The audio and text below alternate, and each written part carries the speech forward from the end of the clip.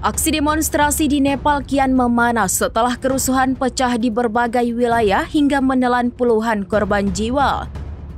Situasi makin kacau setelah ratusan narapidana kabur dari penjara, sementara sejumlah elit politik mulai mengundurkan diri di tengah tekanan publik.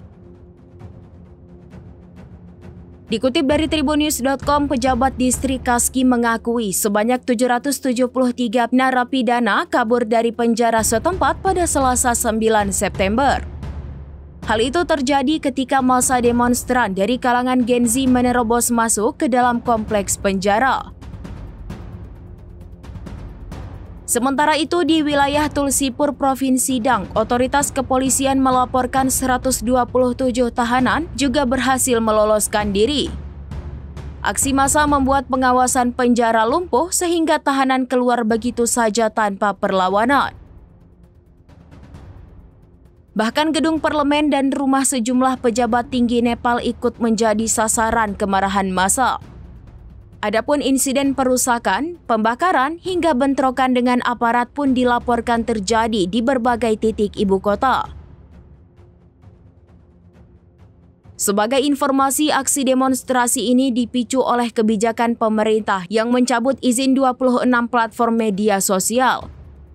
Kebijakan itu dituding sebagai upaya membungkam kampanye anti korupsi yang belakangan ini digencarkan.